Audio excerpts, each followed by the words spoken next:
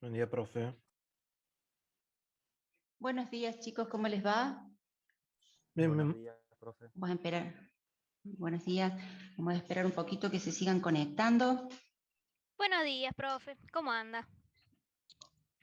Bien, ¿qué tal? ¿Cómo les va? Bien, todo bien, por Profe, suerte. buen día. Buenos días. Vamos a ver que ya terminaron con física. Sí, sí, ya terminamos. Ah, bien, perfecto. Bueno, quería preguntarles si en la clase del viernes pasado alcanzamos a ver el tema de enlaces.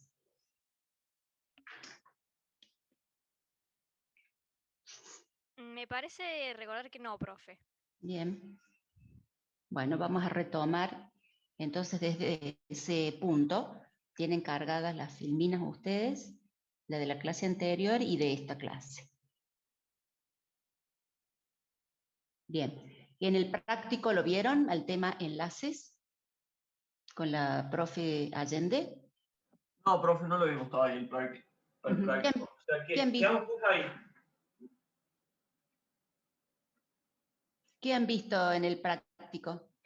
Hasta ahí, hasta enlaces. O sea, justo antes de enlaces. No me acuerdo qué era el tema antes de enlaces, pero me acuerdo que no lo llevaron a dar. Bien, entonces todo lo que es crear archivos, copiar, mover, eso, y Sí, falta eso enlaces. mismo. Sí, Eso sí, mismo. eso sí lo vimos. Bien, bueno,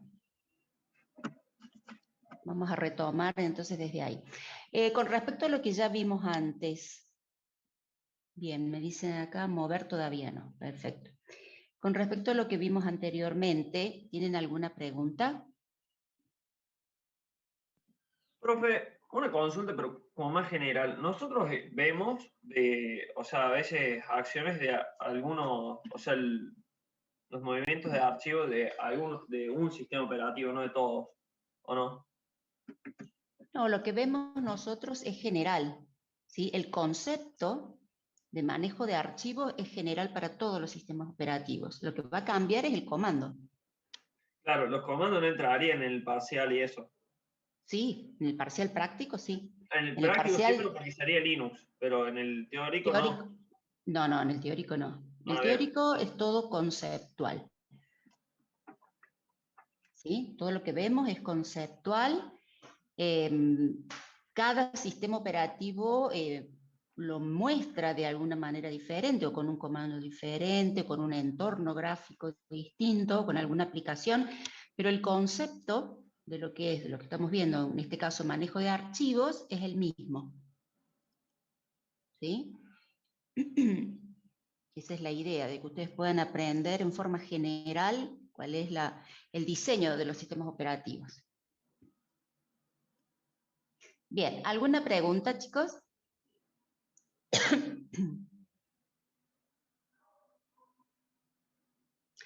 A ver, me dice David que tiene anotado que debo explicar qué es el total 40 de un LS. El LS muestra la primera línea que dice total 40 y bueno, tiene distintas interpretaciones. En principio decimos que es la cantidad de bloques leídos cuando muestra esa información. ¿Hasta qué tema entra, Catalina quiere saber, hasta qué tema entra en el primer parcial? En el primer parcial es la última semana de mayo, así que falta todavía. Vemos hasta dónde llegamos. Pero todo lo que es archivo entra y el tema que sigue es procesos, así que vemos si alcanzamos a ver todo el tema, la unidad de procesos o hasta dónde lleguemos.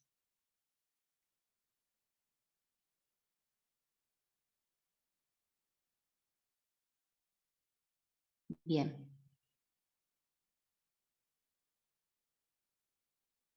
Bueno, entonces vamos a empezar directamente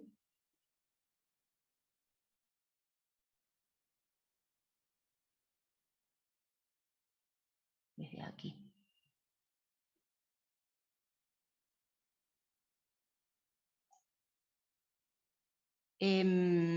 Yo les voy a hablar de lo que es el concepto de enlace. Después ustedes lo verán directamente en el práctico, ¿no es cierto? Bien cómo se trabaja con el comando, etc. Vamos a ver si puedo arrancar mientras vamos hablando. Máquina virtual. No recordaba si les había dado enlaces o no. Ese es el tema. Bien. Vamos a hacer que arranque, que inicie. Ahí está.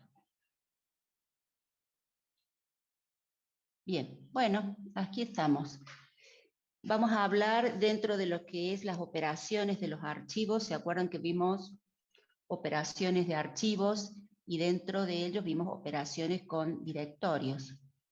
Entonces nos toca hablar ahora dentro de lo que es las operaciones, los link y unlink.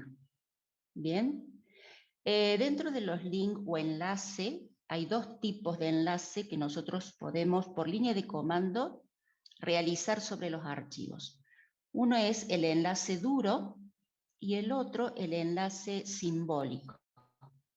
El enlace simbólico es algo muy parecido a lo que ustedes conocen como acceso directo en Windows. Bien, Nahuel levantó la mano. Sí, profe, para Sí, estar Nahuel. seguro, ¿el enlace duro también se puede conocer como enlace físico? No sé a qué te referís con enlaces físicos. Tenía anotado acá que los enlaces podían ser físicos y simbólicos. No sé por qué, pero lo tenía acá anotado. No, fuerte, no, duro o fuerte, físico, no. Bien, perfecto. Es No para sé a estar qué se seguro de referencia. que yo había anotado bien esto, entonces. Muchas gracias, disculpe.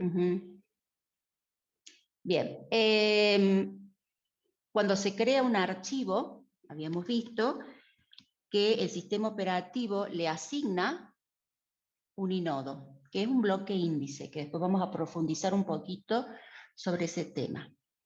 Ese inodo es el que nos va a permitir acceder al archivo, acceder a toda la información referente al archivo, como lo que es los atributos, y dentro de atributos, permisos y operaciones que podamos realizar sobre ese archivo, como también información de en qué parte del disco está, qué bloques de disco está ocupando, para luego poder leerlo y llevar el archivo a memoria. Bien. Cuando se crea con un contador de enlace en 1, es decir, desde el directorio en donde se ha creado se apunta al archivo, pero se apunta al inodo, perdón, y desde ahí se accede al archivo. Crear un enlace duro o fuerte es justamente crear un puntero más hacia el inodo. ¿Sí? Es posible crear o apuntar el inodo desde otra parte del árbol de directorios, por eso ahí en la definición les dice, ¿sí? En un enlace duro es la entrada, ¿sí?, de un archivo en un directorio Unix. Es la relación entre lo que es la ruta del archivo y el número de inodo. Cuando se crea un enlace duro, se incrementa el contador de enlaces, porque se ha creado un link hacia el inodo. Entonces, supongamos que podemos tener un archivo que está en el directorio del usuario, con un nombre que sea archivo 1, y luego poder acceder al mismo archivo desde la raíz, o desde barrete C, o desde algún subdirectorio del directorio de trabajo, desde cualquier otra parte del árbol. ¿Sí? Cuando se crea un directorio, se crea con un contador de enlaces en 2 por defecto, porque se lo puede apuntar a un directorio desde el subdirectorio especial que habíamos visto que se llamaba punto. ¿Sí? Entonces, ese directorio tiene 2 links o 2 punteros al inodo. Pero eso lo hace el sistema operativo, ¿sí? Lo va manejando el contador de enlaces de un directorio. No podemos enlazar nosotros por línea de comando un directorio. Podemos enlazar solamente archivos, ¿sí? Windows no maneja el concepto de enlace duro, pero sí el concepto de enlace simbólico. que es, como les decía, el acceso directo. El enlace simbólico lo que hace es apuntar al archivo enlazado, pero de otra manera. Cuando nosotros enlazamos un archivo de esta manera, se crea otro archivo. Antes no, con el enlace duro no se creaba otro archivo.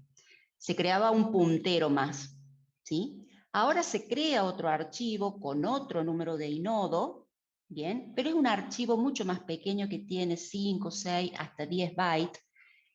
¿Qué información tiene este archivo?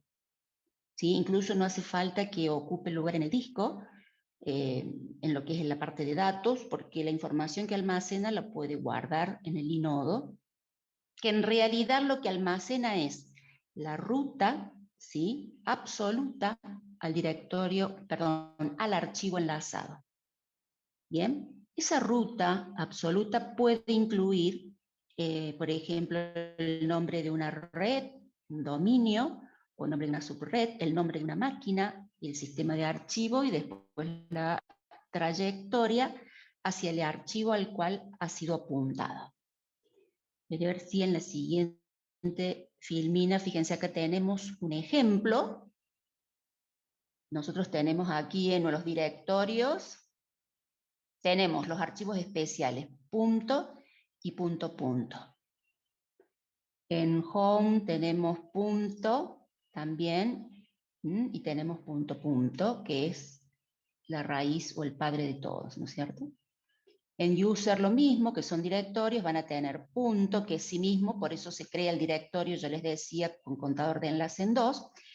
Punto punto apunta a home, que es el padre, para allá. Entonces, un directorio, a medida que tiene más subdirectorios, se va incrementando el contador de enlaces, porque lo van apuntando como punto punto. ¿Bien?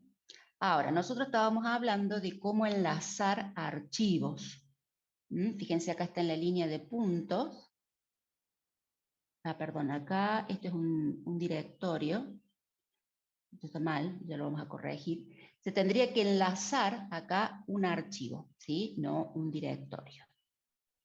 El comando para enlazar es el comando ln.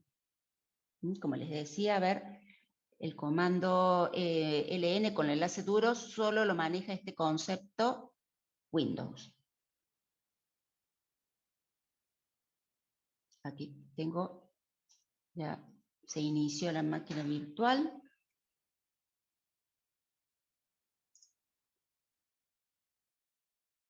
Profe, pero enlace duro no era de Linux. Sí, por eso les decía que no lo maneja Windows al concepto de enlace duro. No sé si fue lo que les dije recién. Maneja sí ambos el concepto de enlace simbólico, que Windows lo llama acceso directo. Profe, usted está mostrando la máquina virtual. Ahora les muestro. Ah, Ahora bien. se las muestro.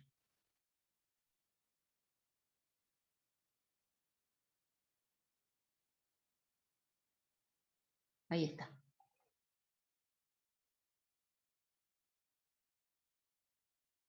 Está un poquito larga porque tengo bastantes cosas abiertas. Bien. Bueno, les quería mostrar. Según ls menos L, I, A, vamos a tratar de mostrar lo más que podamos en cuanto a atributos de la raíz. Bueno, fíjense, ¿qué tenemos? En la raíz principal tengo punto, que es ella misma, el directorio raíz principal, y punto, punto, como no hay un nivel superior, tiene inodo 2, que es el mismo, pero fíjense que tiene contador de enlaces en 23. Quiere decir que están apuntándose a este directorio desde 23 lugares del sistema de archivo, ¿sí? Diferentes. Puedo acceder. Pero es porque tenemos que muchos subdirectorios, por ejemplo, dentro de bin, va a haber un directorio especial que se llama punto punto, que hace referencia a la raíz. Dentro de boot lo mismo, entonces de aquí lo están apuntando 23 veces menos porque tenemos que contar la misma raíz y punto, o sea, son 21 veces que lo apuntan desde los subdirectorios. Si hacemos lo mismo con home, fíjense que este dato es el que me preguntaban antes, ¿sí? Son la cantidad de bloques leídos. Aquí, fíjense, punto, que home tiene este inodo, y punto es la raíz que tiene inodo 2. Home tiene contador de enlaces en 5. ¿Sí? Y tiene 3 subdirectorios. De estos 3 subdirectorios se los apunta a home como punto. ¿Estamos? Ahí ya tiene 3 links a home. 4 como punto y 5 como barra home. Ahí están los 5 enlaces o link al inodo de home. No sé si se entiende. En ¿Podría cambio, explicar si de nuevo, yo... profe? No entendí muy bien el concepto. Bien. El link, ¿sí? Es un acceso al inodo. Es decir, que vos a home lo podés acceder con el nombre de barra home, ¿sí? O lo podés acceder como punto si estás posicionado en home, ¿sí? Y si estás posicionado en JSabit, lo vas a acceder a home como punto porque es el padre. Si estás dentro de mSerna, lo vas a acceder como punto a home porque es el padre, y lo mismo desde mTorres. ¿Sí? Perfecto. Entonces, tenés 3 links hacia home desde los subdirectorios. El cuarto link es como punto y el quinto es como barra home. Es decir, que tenés 5 lugares diferentes dentro de este sistema de archivos. Bueno, como les decía, esto lo maneja el sistema operativo. Nosotros podemos hacerlo con nuestros archivos. Entonces, si yo pongo touch, ¿qué día es hoy? El número. 16. Bueno, estoy 16, profe. perdida. Vamos a ver, supongamos que es 15. 16. Ahí está. Creé el archivo. ls-l y clase 1604. Ahí está. Tengo el inodo y tengo el contador de enlaces, fíjense, en 1. Puedo crear un enlace duro o fuerte a ese inodo. Bien. El origen.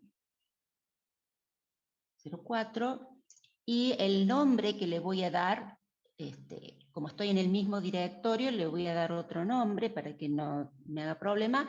Si ustedes van a crear el enlace en otro directorio, pueden conservar el mismo nombre. LNClass. Fíjense, tienen el mismo inodo. Contador de enlace en 2. ¿Qué quiere decir esto? Que yo no he duplicado el archivo en el disco. Esto no es lo mismo que copiar un archivo o que mover un archivo. Lo que hice fue agregar una entrada en el directorio, se dice. Es como agregar una fila más dentro del directorio con estos datos, con el dato del inodo, ¿sí? Y el nombre del archivo, LNClass. Eso quiere decir que yo voy a acceder al mismo archivo o como clase 1604 o como LNClass, con cualquiera de los dos. Estoy accediendo al mismo archivo.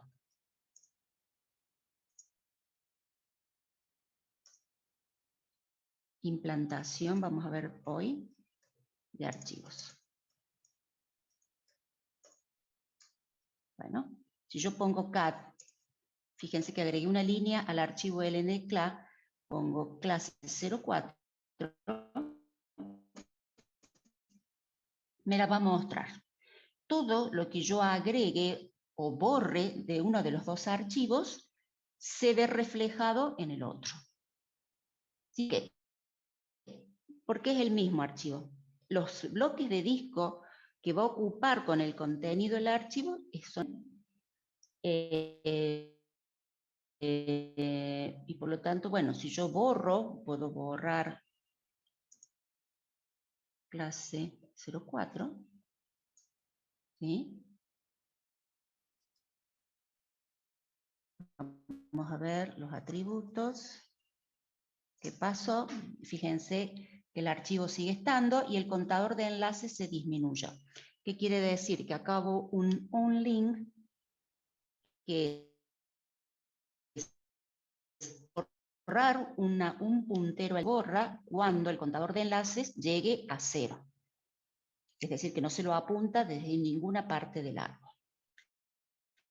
¿Qué ventajas tiene poder enlazar archivos? Bueno, me permite compartir archivos, ¿sí? Lo puedo enlazar desde distintos directorios de trabajo, de distintos usuarios, entonces todos pueden acceder al archivo con distintos permisos, ¿cierto? Con los permisos asignados a cada usuario, y van a poder compartir. Algunos van a poder leer, otros van a poder actualizar, etc. Desventajas o limitaciones es que puedo enlazar solamente archivos que están dentro del mismo file system, es decir, dentro de la misma partición. ¿Alguien levantó la mano? Juan Pablo, me parece. Sí, profe, disculpe. Lo que hizo ahí fue borrar el archivo clase 1604 y después, ¿qué pasó con el enlace? ¿Quedó como el archivo No, todavía? está el archivo, claro. Es Perfecto. decir, que vos como archivo clase 1604 no lo vas a encontrar más, pero el archivo sigue estando, lo tenés que llamar lncla. Claro, pero el enlace sigue siendo el enlace o ahora se convierte en el archivo original que fue borrado. No, no hay archivo original, no podemos saber cuál es el primer enlace. El archivo existe bien. una sola vez, es el original. Ahora, el enlace, no hay forma de identificar cuál fue el primer enlace o cuál el segundo, no. Perfecto, gracias. Bien. ¿Alguna otra consulta? Bien, fíjense aquí, ya que estoy, lo que lo tenemos, en la misma pantalla, tenemos este archivo. Este es un acceso directo o enlace simbólico. Fíjense que dice que VM Linux, y hay una flechita, apunta a boot/VM Linux. Este es el kernel del Linux que tengo. Y nodo 15. Y el tipo es L. Tipo L, tipo enlace. Este es un enlace simbólico. Tengo activo todos los permisos porque en realidad no se utilizan los permisos del archivo enlazado. En este caso sí, como me preguntaban recién, si se borra el archivo apuntado, que es VM Linux-4.4.0, el enlace queda roto. Es decir, que VM Linux va a aparecer en rojo porque está roto. Bien, porque está apuntando en forma, por medio de una ruta, en este caso no es ruta absoluta, está apuntando por medio de una ruta al archivo. Entonces, ¿Qué pasa si accedo a ese se tipo de borra- enlace, profe?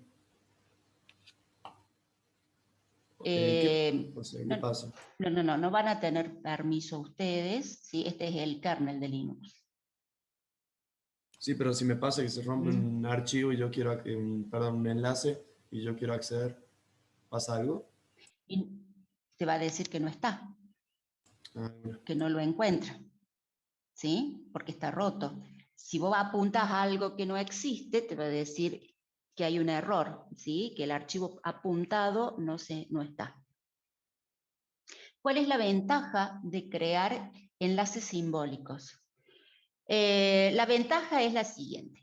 Yo puedo apuntar a archivos que están dentro de mi partición, dentro del mismo sistema de archivo, o puedo apuntar a archivos que están en otro sistema de archivo, en otras computadoras, que esté en otra partición dentro de mi mismo disco o que esté en otra computadora en forma remota, lo puedo apuntar.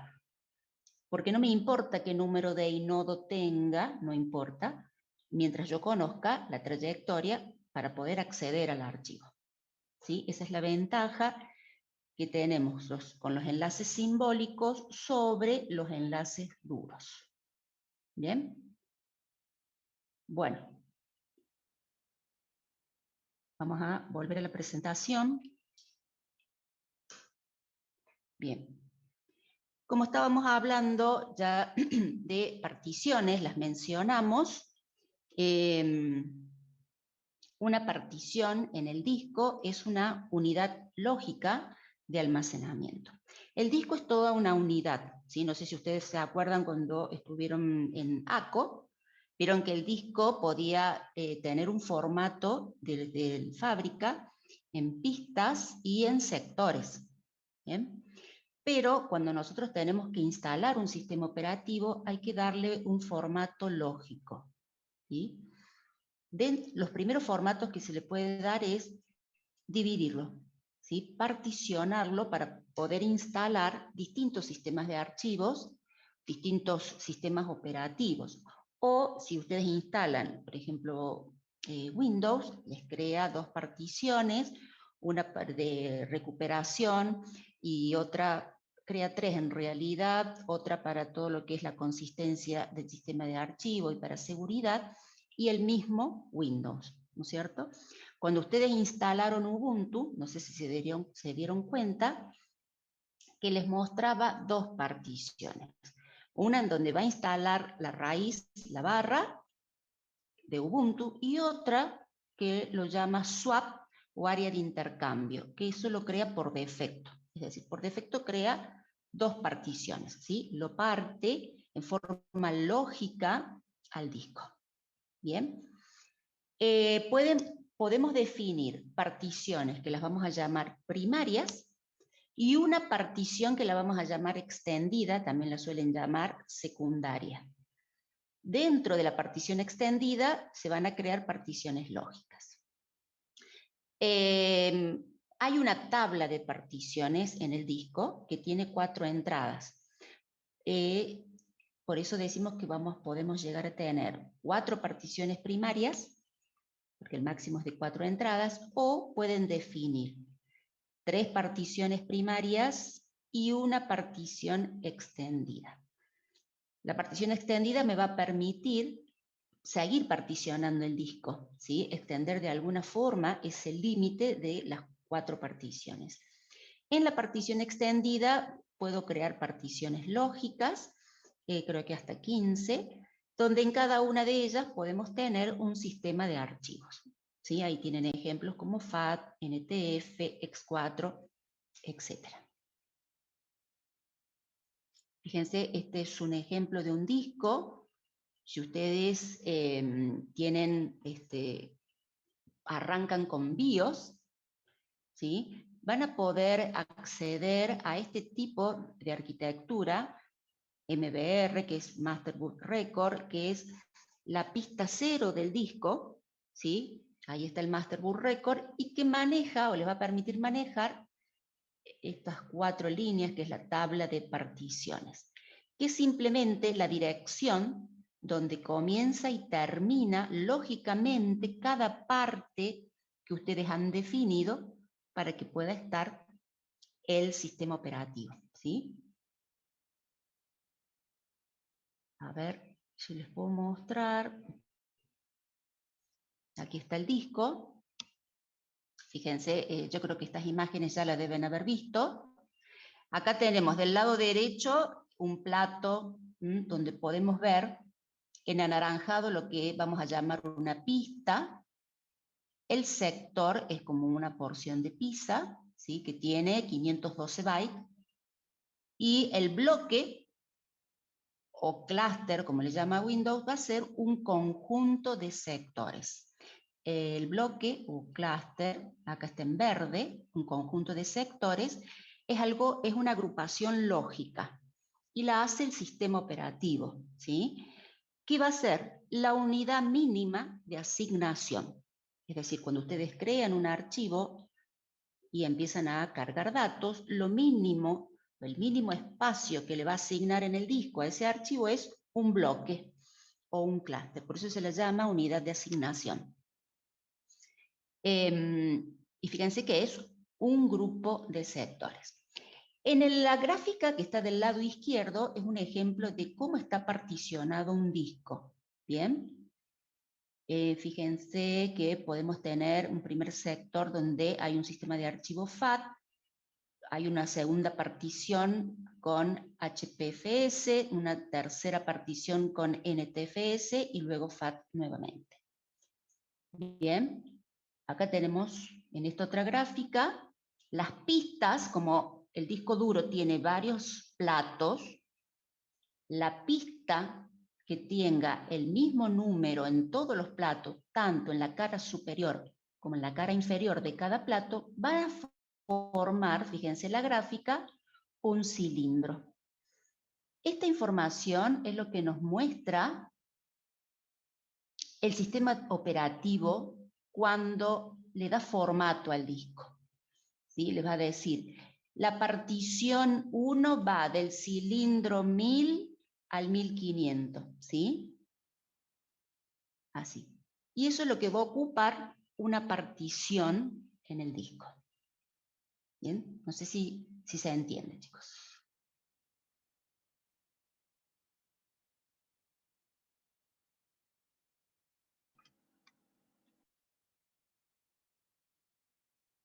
Profe, o sea, hasta ahora Bien. estamos hablando de las particiones, o sea, cómo se implementa el sistema de archivos, ¿estamos hablando? Todavía no hemos llegado a lo que es realmente la implantación, ¿sí? La implantación se trata de cómo hace el sistema operativo para asignarle espacio en el disco, ¿sí? Toda esta primera parte de las particiones es como una introducción a ese tema. ¿Bien? Yo quería mostrarles a ustedes, fíjense en lo que es administración de disco en Windows, cómo me muestra que está particionado el disco, ¿sí? Tenemos la partición 100, la primera y la última partición, que las ha enumerado como partición 5, fíjense, una de ellas es para recuperación, ¿sí? Si pasa algo con el sistema operativo, recuperación, y otra mantiene datos importantes en cuanto a lo que es seguridad y consistencia, ¿sí? Del sistema de archivos. Después tenemos una partición de Windows, otra partición de Windows de datos, y en el medio de 97,66 gigas es la partición que ocupa Linux. Pero fíjense que no la identifica, no dice nada, pero ahí yo sé que está Ubuntu, por ejemplo. Profe, Sí. me queda una duda. El MBR sería, ocupa la partición 0 del disco. No, ocupa la pista 0. Ocupa la pista 0 del disco. ¿Cuál sería la diferencia entre pista y partición? Pensé que era lo mismo. No, la partición es un conjunto de pistas, ¿sí? Ah, bien, bien. Ahora entiendo. Ahí Un está. conjunto de cilindros, en realidad, como yo te había mostrado en la gráfica. Fíjense, esto es lo que me muestra la aplicación Gpartit de Ubuntu, ¿sí? Y las particiones que tienen. El disco acá es uno solo, como yo sé, porque el disco se llama SDA. Ese es el disco. Tiene partición 1, 2, 3, 4 y 5. En la partición 1 y 2 tiene NTFS, ahí hay un Windows. En la partición 3 está Linux, está un X4. Y la partición 4 es extendida, las tres primeras son primarias, la 4 es extendida y no está detectando, ¿sí? Que capaz que todavía no tiene nada, no lo ha formateado. ¿Bien? Esto es lo que le va a mostrar, después lo van a ver ustedes en el práctico, más adelante. Esto es una tabla de particiones. Así lo muestra Linux. Fíjense, el comando es fdisk-l. Les está mostrando una tabla de particiones. Esto es lo que estaba después del MBR, ¿se acuerdan? Master Boot Record, donde está toda la información sensible del disco, y después le sigue la tabla de particiones. ¿Cómo está particionado el disco? Nuevamente tenemos un solo disco, el A, partición 1. La partición 2, fíjense que tiene un asterisco. Quiere decir que bootea por defecto desde la partición 2. Y les muestra dónde comienza y dónde termina. Estos números corresponden a los cilindros. La primera partición comienza del cilindro 2048 hasta el cilindro tanto, ¿sí? Cuántos sectores tienen involucrados en los cilindros, el tamaño, el tipo de partición, fíjense que esta es swap o de intercambio. El ID es lo que ya vamos a ver nosotros, que es el número mágico, que es el que identifica qué tipo de partición, relacionado al tipo de sistema de archivo que va a albergar esa partición. Bien.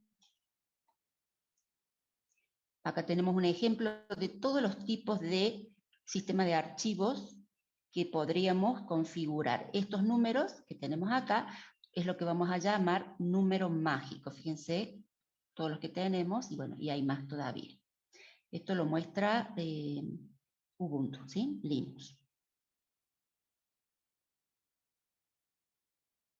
Esto le quería mostrar también, fíjense, el comando mkfs permite crear sistemas de archivos, es decir, formatear el disco. Una cosa es particionarlo, definir desde el cilindro 1000 al 2000, voy a tener una partición. Voy a instalar ahí NTFS. Del 2001 al 3000 voy a tener otra partición y voy a instalar ahí X4, supónganse, para tener un Linux, ¿no? El comando mkfs, ustedes pueden crear ahí un X4, X3, instalar X2, y les dice en qué partición lo van a instalar. Esta es una partición del disco B, es otro disco. Bien, ¿qué hace? Bueno, este es el número que identifica el disco. Está creando un file system con bloques de 4K por defecto. Les dice cuántos bloques hay y les dice que va a utilizar, fíjense, todos estos bloques como bloques índices o inodos. El resto le queda para guardar datos. ¿Se entiende? Los bloques índices son los que se asignan cuando se crea un archivo o un directorio. Cuando se borra, esos bloques índices se van desasignando porque tienen una cantidad limitada de inodos. Es por eso que en un sistema multiusuario existe el concepto de cuota de disco. Es decir, tenemos que limitar al usuario indicando cuál es la cantidad máxima de archivos o inodos que puede utilizar y cuál es el tamaño de disco máximo que también va a utilizar. Sí, ¿qué querías preguntar? Entonces, ¿una partición sería una división de cilindros, por así decirlo? Sí, una partición ocupa un conjunto de cilindros y es Perfecto. una unidad lógica de almacenamiento. Así como el disco duro es una unidad física de almacenamiento, la partición o volumen es una unidad lógica de almacenamiento. Y en esa unidad lógica ustedes pueden instalar un tipo de sistema de archivo. En este ejemplo se creó un sistema de archivo X4. Y de acuerdo al tamaño de la partición, que pueden ser 50 gigas, 100 gigas, ¿sí? De ahí dice, bueno, por defecto voy a crear bloques de 4K.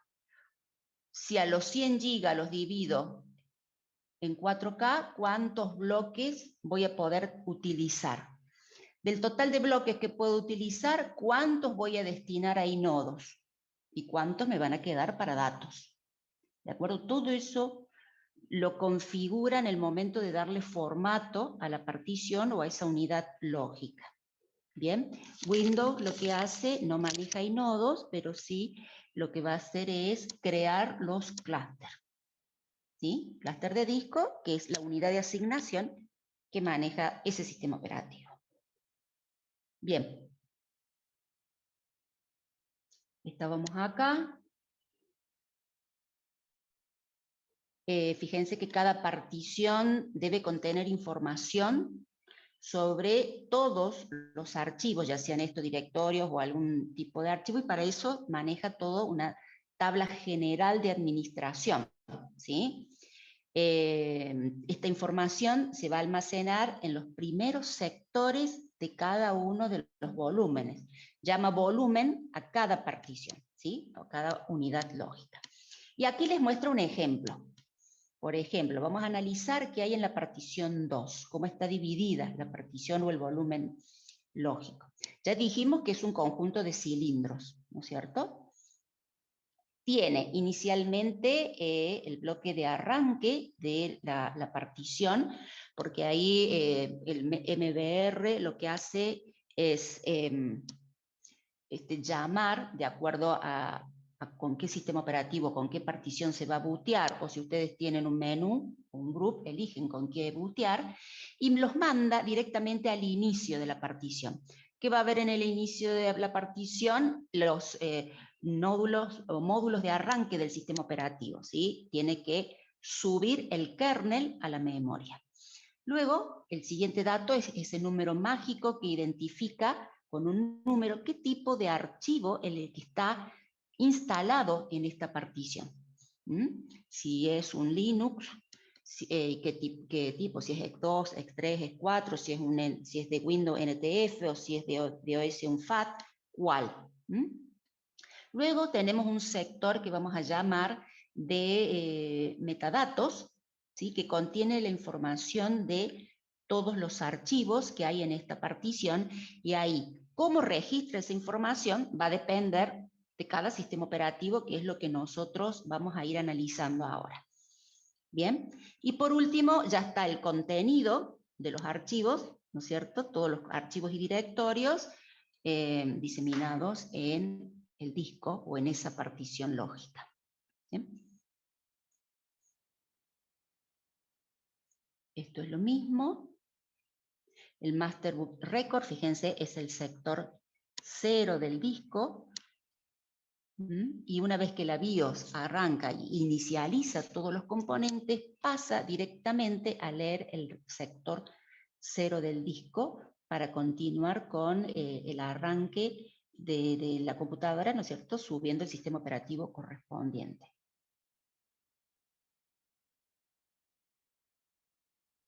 Esto es lo mismo que hemos visto. Fíjense que dice que en la tabla hay una marca, que es el asterisco que yo les mostré, cuál es la partición con la cual se va a bootear por defecto. Por supuesto que ustedes pueden después cambiar eso, ¿no? Bien. Los sistemas de archivos se almacenan en los discos, ¿sí? Esto ya lo vimos, se pueden dividir en particiones.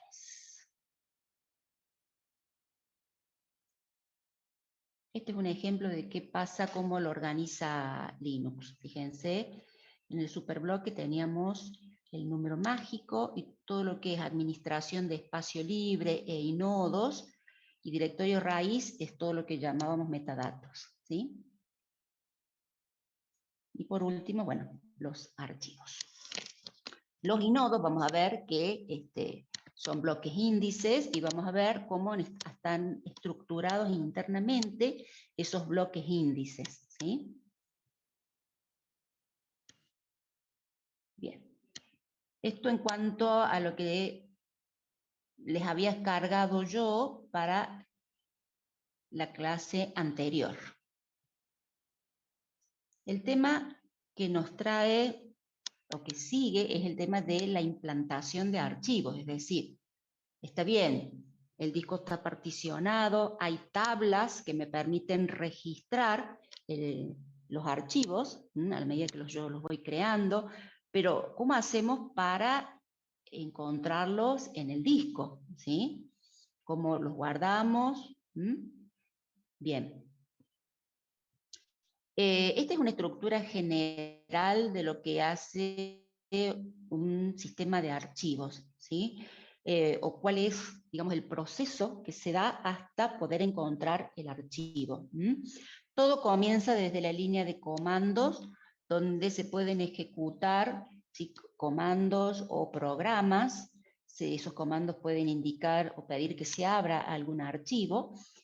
Desde la línea de comandos nos hacemos referencia a un intérprete, ¿sí? Como puede ser el Shell Bash, como puede ser el Meet Commander de Windows o algún entorno gráfico. ¿Sí? Si ustedes van a hacer un doble clic sobre un archivo, es lo mismo, ¿sí? Es una orden.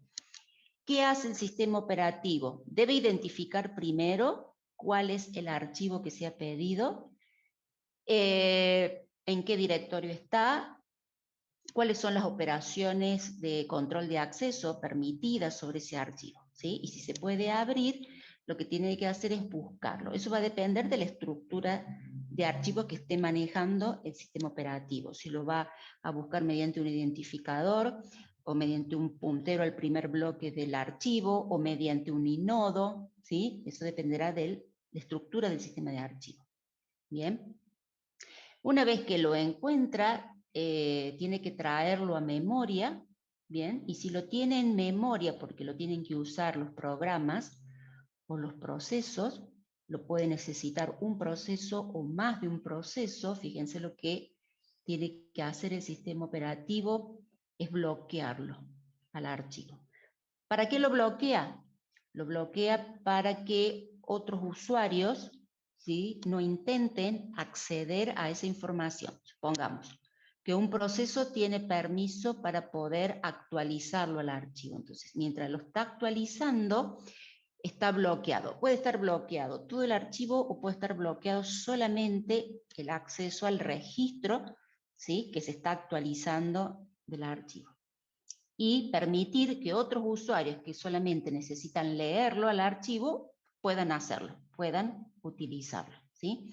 Pero para que este archivo pueda llegar al disco, bien, tuvo que pedírselo que lo lea y lo traiga a memoria, el módulo de entrada-salida, que lo que hace es leer en qué parte del disco está, cuántos bloques ocupa, y leerlo y llevarlo a memoria, ¿sí? Todo esto es parte de lo que hace el sistema operativo sin que nosotros lo tengamos en cuenta.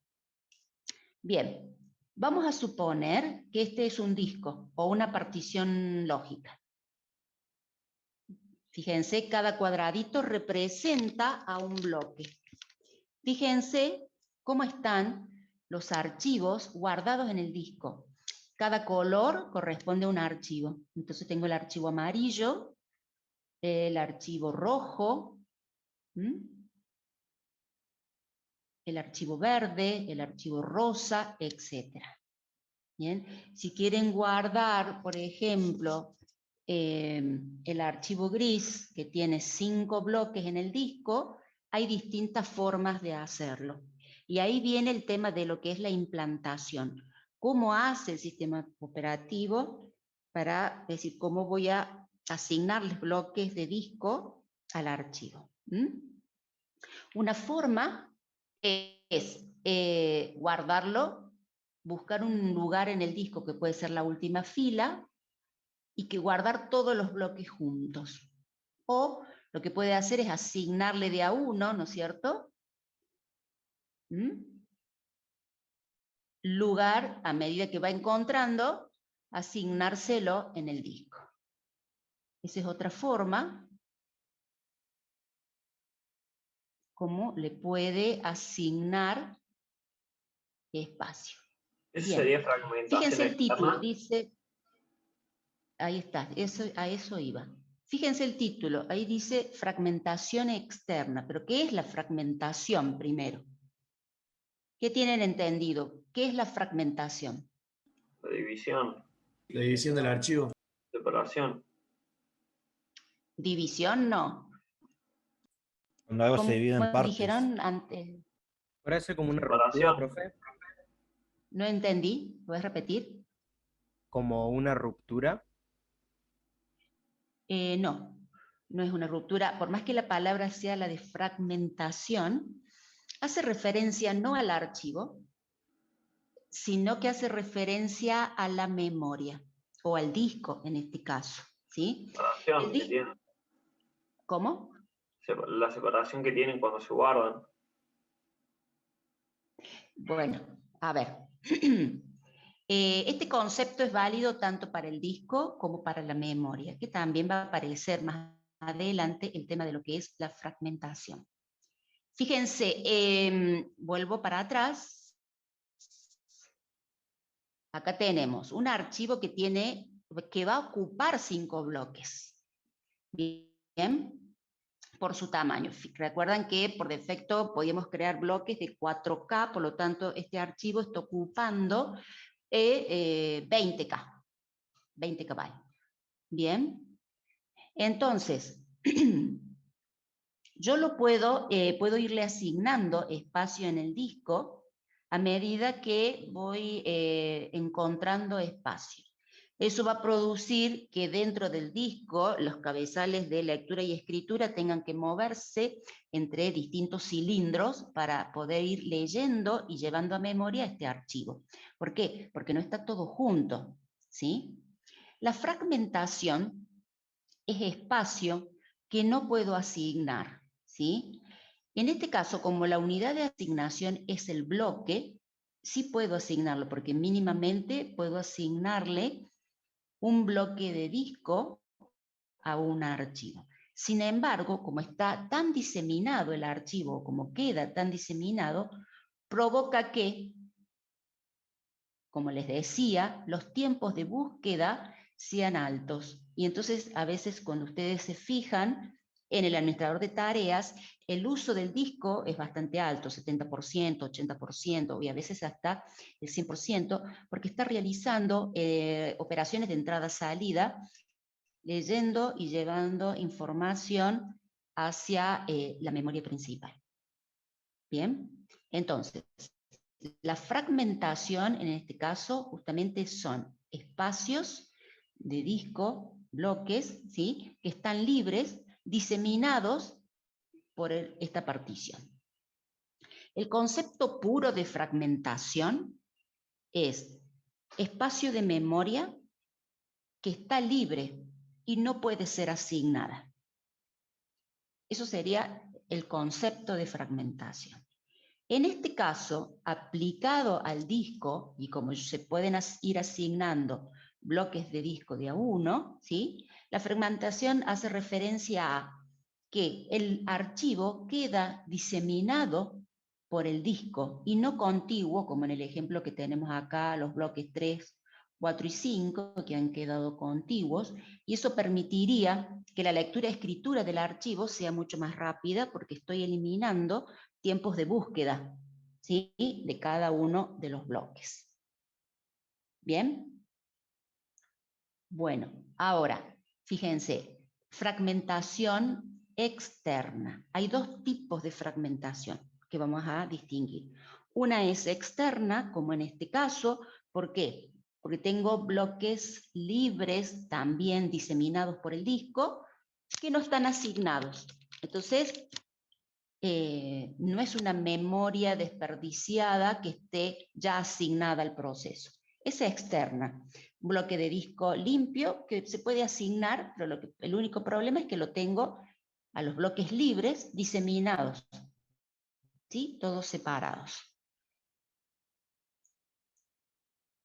Un ejemplo de eliminar un archivo, fíjense, tiene 8 bloques. ¿Qué pasaría? Al eliminar el archivo, no necesariamente significa que se borre el contenido de cada bloque. Simplemente el bloque se libera. El número de bloque pasa a una lista de bloques libres. ¿Eso qué quiere decir? Que puede ser asignado a otro archivo. El contenido no se borra, por eso tenemos la posibilidad de, en algunos casos, recuperar archivos borrados, ¿sí?, si no ha pasado mucho tiempo, si no lo han pisado, ¿sí?, con otra información. Bien, entonces tenemos la posibilidad de recuperar archivos borrados, justamente porque simplemente se desasigna el número de bloque y ese bloque pasa a una lista de bloques libres. ¿Mm? Profe, Sí. eso que dijo, que no se borra, que después se puede recuperar, ¿queda guardado en otra parte del disco o cómo queda? Porque usted No, dijo que queda se ahí. libera el espacio. Claro, se libera espacio, ¿por qué? Porque el bloque pasa a una lista de bloques libres, es decir, se registra que el bloque está libre, pero tiene su contenido todavía. Bueno, borraste el contenido, pero está libre porque lo podés pisar esa información. Si vos se lo asignas a otro archivo y empezás a grabar datos, vas a pisar lo que tenías antes. ¿Por qué? Y porque el sistema operativo lo registró como bloque libre, que puede ser usado, pero no pierde tiempo en borrar esa información, la pisa directamente. Profe, ¿sería como una ¿Se entiende? papelera de reciclaje, como en Windows? O sea, los archivos van a otro Windows, lado. sí, sí, exactamente. Los lleva a la papelera Windows y te da la posibilidad de recuperarlo. Si no pasa mucho tiempo, después si pasa un mes, 2 meses, y decís, bueno, yo voy a recuperar de la papelera, no, ya lo pisó. Hay mucha probabilidad de que ya ese bloque ya haya sido asignado a otro archivo. Y si lo Por lo saco de la tanto, el contenido papelera, se actualizó. si lo saco de la papelera, ¿a los archivos ya no existen después o se van a otro lado? Ya queda liberado el bloque. Existen otras aplicaciones de más bajo nivel que les permite analizar los bloques y recuperar eso en caso de que tengan empresas información muy sensible. Siempre ha habido algunas herramientas o tools que permitían leer parte de los bloques y tratar de reconocer de qué archivo se trataba y recuperarlo. Pero para eso tenés que parar toda la actividad que se pueda hacer sobre el disco. Porque si vos seguís trabajando, el sistema operativo te sigue asignando los bloques a archivos nuevos que vos vayas a crear. ¿Se entiende?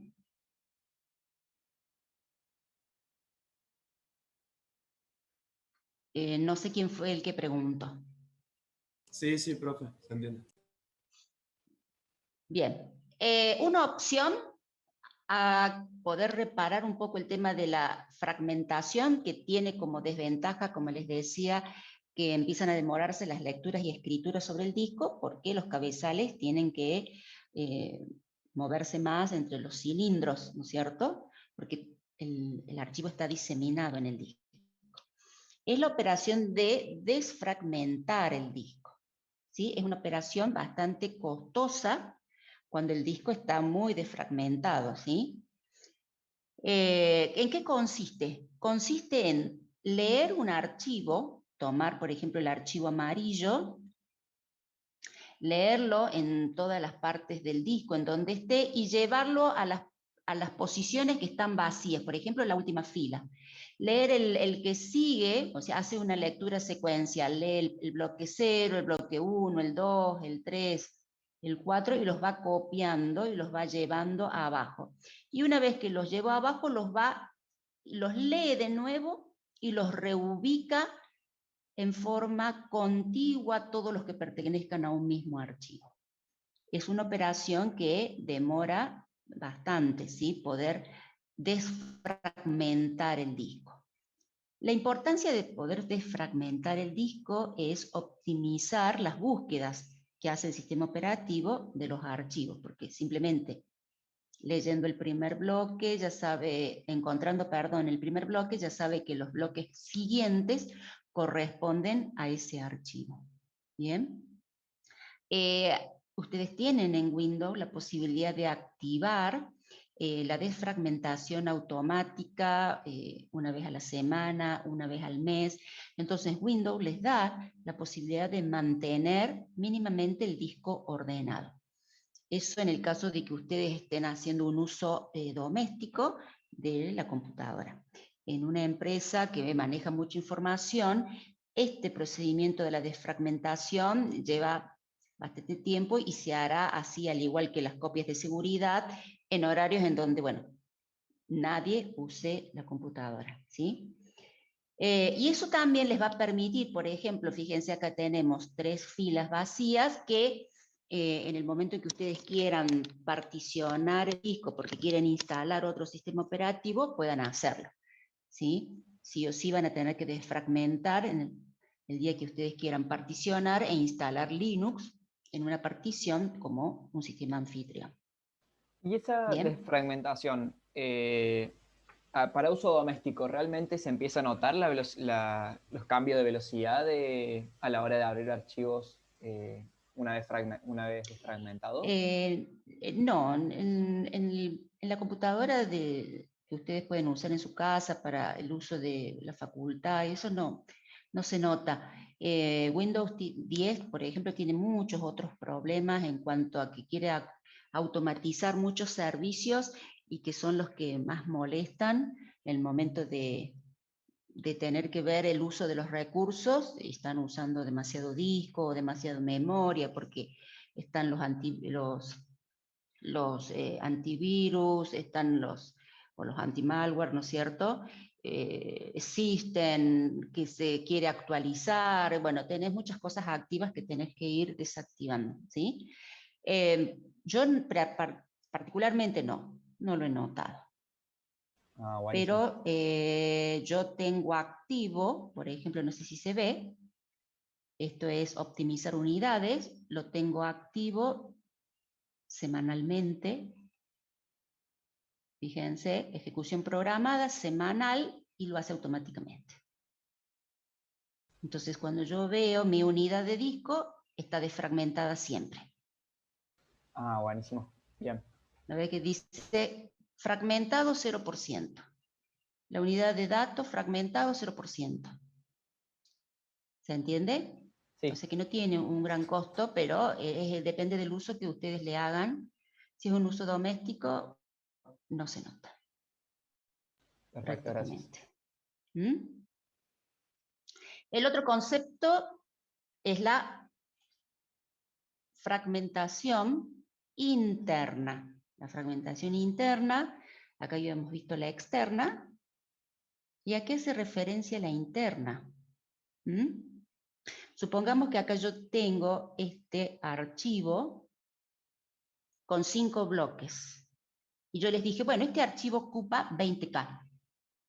Pero supongamos que el archivo es de 17K en realidad.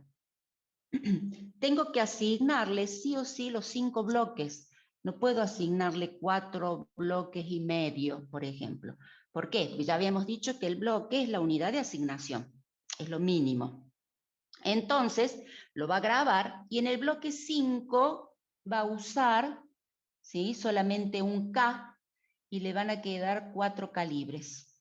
Perdón, 3 calibres. Eso le va a permitir crecer. Y si no crece, esos 3 calibres que tengo dentro del último bloque, del bloque 5, no lo uso, van a estar libres, pero no los puedo asignar a otro archivo. Es desperdicio. Eso es lo que vamos a llamar fragmentación interna. ¿Sí? Espacio de disco que está dentro de un bloque o de un clúster que no lo va a usar el archivo y que no puedo asignárselo a otro archivo. ¿Sí? Eso es fragmentación interna. Ese tema después lo vamos a volver a conversar cuando ustedes hablen o vean, pero ¿qué me conviene? Configurar para que el sistema de operativo cree bloques de disco más grandes, que no sean de 4K, que sean de 8K, de 16K. ¿Sí? Hay sistemas operativos que le permiten crear a lo mejor bloques de 1 GB. Eso va a depender del tamaño de archivos que estén manejando. Si es una empresa multinacional, si es una empresa que transmite deporte, partido de fútbol, bueno, que son archivos monstruosos, quizás les convenga definir bloques de asignación más grandes, ¿sí? Pero el peligro de eso es que lo que se pueda quedar sin asignar dentro de cada bloque, si tengo un bloque de disco de 1 GB y solamente voy a ocupar, no sé, 500 megas, tengo muchísimo muchísimo espacio en ese bloque sin haberlo utilizado, que es fragmentación interna. Entonces, bueno, hay que ver qué es lo que conviene dependiendo de en qué ambiente se va a mover o qué tipos de archivo, perdón, va a manejar ese sistema. Bien, nosotros por ahora con 4K estamos bien, ¿sí? Por la calidad o el tamaño de archivos que estamos manejando. Bien, vamos a pasar la desfragmentación. Bien, y ahora sí nos vamos a entrar en lo que es la implantación, es decir, cómo le vamos a asignar o las distintas técnicas que puede usar el sistema operativo para asignarle espacio en el disco a estos archivos. Una de esas técnicas es la asignación contigua, que prácticamente no se usa o se utilizaba antes en las cintas, ¿no es cierto? Y lo que requiere es que ustedes conozcan cuál va a ser el tamaño del archivo, ¿sí? Entonces le va a asignar en forma contigua bloques de disco al archivo. Fíjense el ejemplo, en el archivo A, 4 bloques, le asigna en forma contigua. La ventaja de la asignación contigua, habíamos dicho, que es que no hay prácticamente demoras en la búsqueda y lectura del archivo. Solamente nos demoramos en buscar el primer bloque. Como desventaja, es que, bueno, está limitado para crecer el archivo, porque si tiene asignado 4 bloques y en el bloque 5 comienza otro archivo, no puede crecer. Si este archivo A necesita crecer, bueno, tendrá que ser reubicado en el disco, es decir, se le deberá buscar un espacio más grande que lo pueda albergar, ¿sí? Entonces, y eso ya es un costo administrativo también para el sistema, porque hay que leer y transferir esa información o copiar a otra parte del disco, bloque por bloque, ¿sí? Esa sería una desventaja de lo que es la asignación contigua.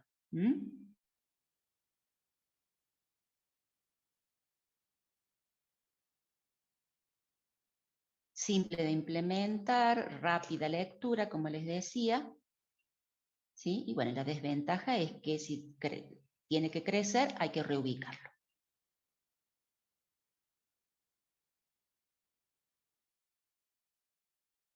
Fíjense, desventaja, fragmentación excesiva. A ver, Nahuel levantó la mano.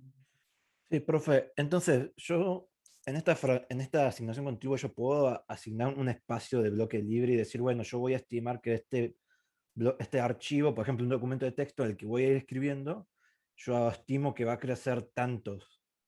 ¿Se puede hacer algo similar así o no hay forma? No, el usuario no lo hace. Eso es el sistema operativo, es el que va a implementar ¿sí? Eso no lo decidimos nosotros. ¿Sí? Entonces vos dentro de lo que es las características vas a poder leer, decir, bueno, qué tipo de asignación utiliza un determinado sistema de archivos. Va a depender del sistema de archivos. La asignación contigua, pura, así como está planteada ahora, no se implementa en un disco duro. Bien. Hay otras técnicas que combinan la asignación contigua con otros. Claro, Pero no entiendo. lo decidimos nosotros cómo vamos a ir almacenando el archivo en el disco. ¿Por Sí, qué sí, sí. dirá que una desventaja es la fragmentación excesiva? ¿Alguien puede explicarlo?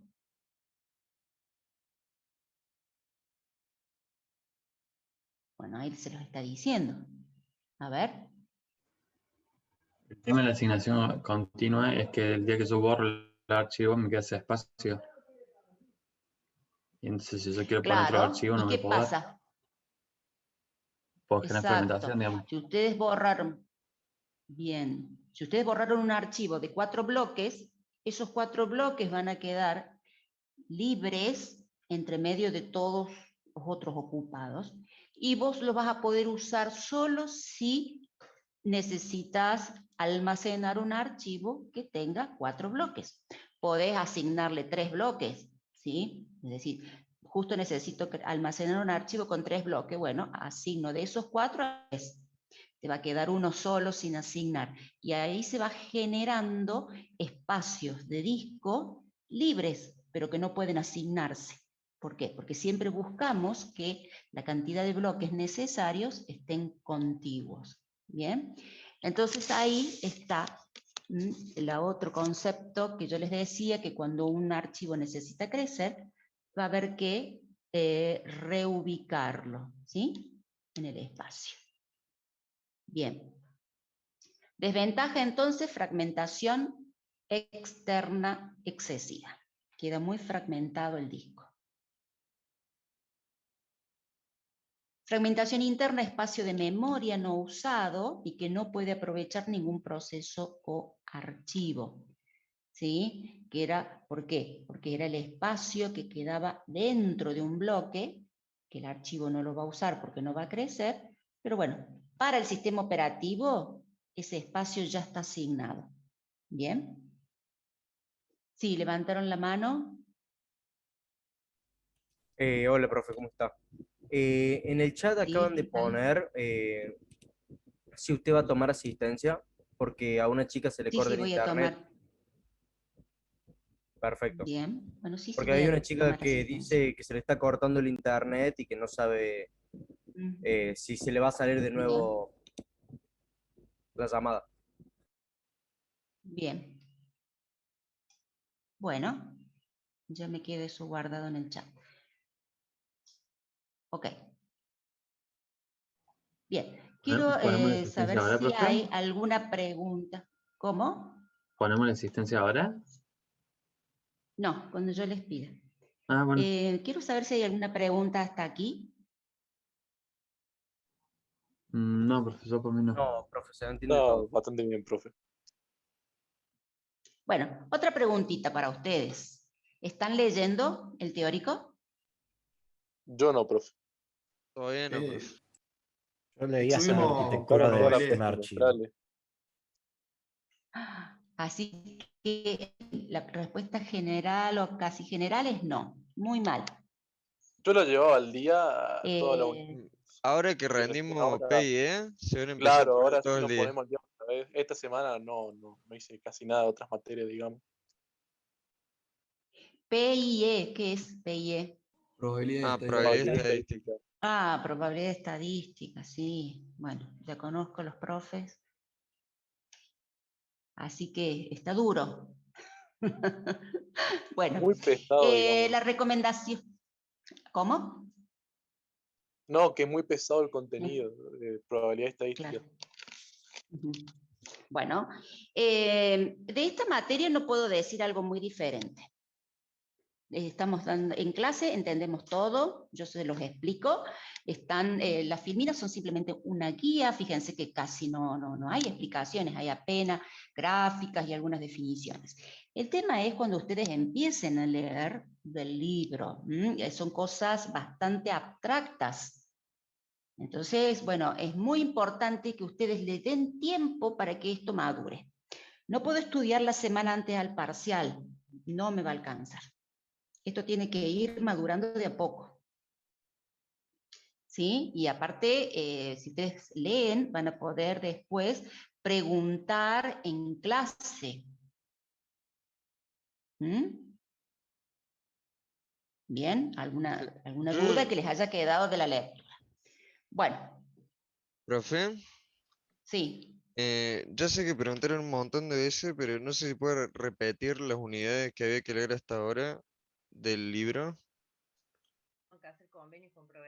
De la modalidad académica es la unidad 1 de introducción, ¿no es cierto? La unidad 2, sistema de archivos, y la unidad 3, administración de procesos.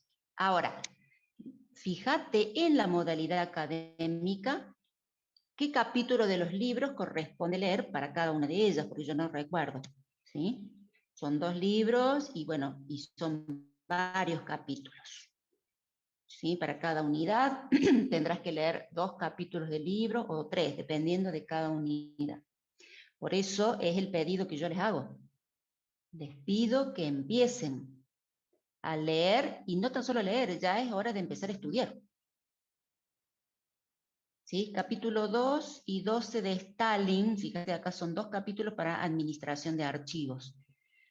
Son otros más para lo que es procesos, ¿sí? Introducción a los sistemas operativos creo que es uno solo de Stalin. Entonces, bueno, hay que empezar a leer.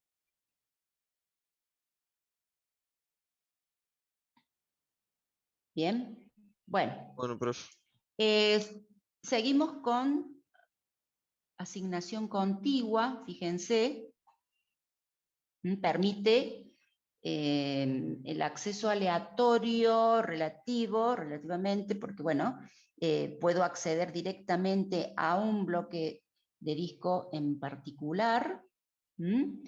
La desventaja es que los archivos no pueden crecer, y la ventaja es que una técnica muy simple que tendríamos que tener almacenado en el directorio. ¿Y dónde comienza el archivo?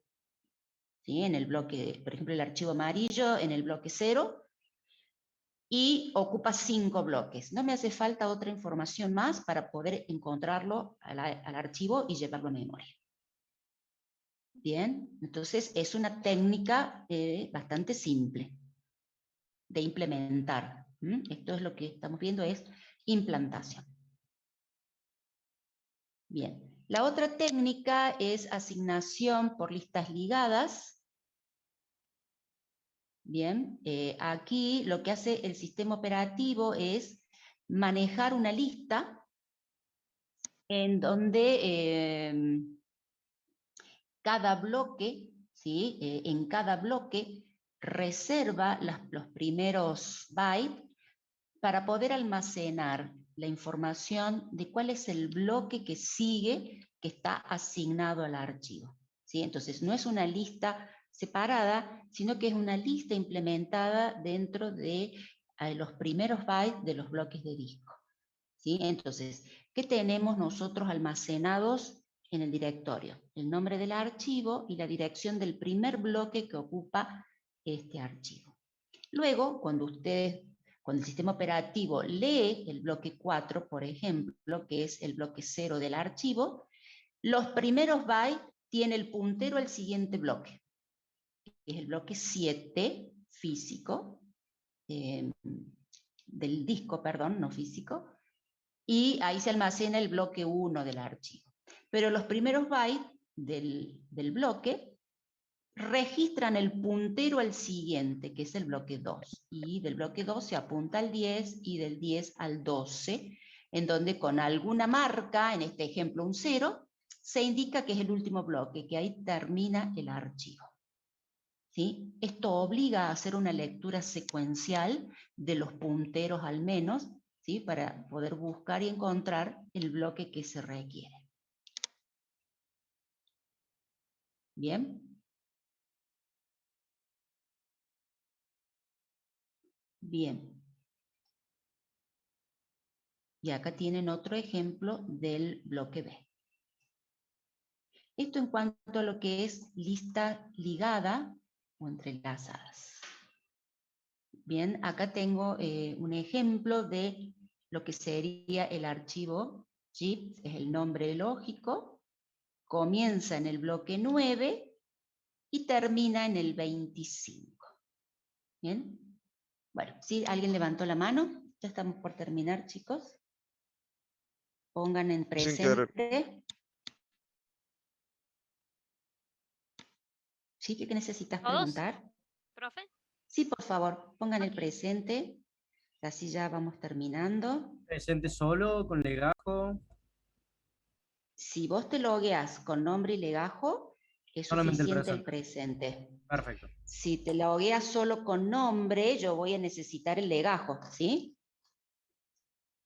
Bien, levantó la mano Víctor. ¿Qué quiere preguntar Víctor? Profe, tengo una duda. Cuando nosotros implantábamos un archivo, usted, bueno, dio el tipo este que es contiguo, pero había dado otro tipo en el cual se ponía, no, perdón la palabra, pero como desordenado, los bloques de archivo. ¿Cuál era el nombre de ese tipo de implantación? Y por ejemplo, acá lo tenemos, mira, uno es contiguo, ¿no? Y el otro es, por ejemplo, las listas entrelazadas que hacen eso. Te van Es el de lista, asignando el entonces. primer... Ah, Claro, los demás, vamos a ver varias técnicas y salvo la asignación contigua, las demás asignan los bloques así dispersos a medida que los van encontrando libres. y si hay una mezcla, ¿cómo se llama? Porque usted había dado un ejemplo que, por ejemplo, hacía 1, 2, 3, 4, pero Claro, el sí, 5 estaba separado por ahí. exacto. Eso hay técnicas que permiten, por ejemplo, si encuentran bloques contiguos, lo usan a todo, entonces tienen un puntero, ¿sí?, a esa tira de bloques, porque ya saben que son contiguos. Pero después pueden encontrar libres para poder asignar otra tira de bloques en otra parte del disco. Entonces, sí va a quedar diseminado el archivo, pero no asignándole de a un bloque, sino asignándole de tiras de bloque, ¿sí? Y eso lo hacen, creo yo, que casi todas en la medida que puedan ir encontrando bloques contiguos libres. Lo que pasa es que en los ejemplos no te lo estamos mostrando. ¿Bien? Perfecto. Bueno, Muchas gracias. vamos a dejar por la hora acá. Vamos a retomar desde lo que es asignación de lista ligada, ¿sí? Ustedes tienen la presentación cargada como para que puedan ir leyendo. ¿Bien? Así que bueno, si no hay más preguntas, los veo el viernes que viene. Recuerden Tenga buen empezar fin a de profe. estudiar. ¿Cómo? Tenga buen fin de profe. Bueno, muchas gracias igualmente para todos. Adiós, profe. Muy Que buen fin de semana. descansen después de haber rendido esta Chao, profe. víctima. Nos vemos. Chao, Nos vemos, hasta luego. profe. Chao, profe, nos vemos. Gracias Hasta por la clase. luego. Yo, profe, que tenga un buen día. Chao, profe. Gracias. Nos vemos, profe.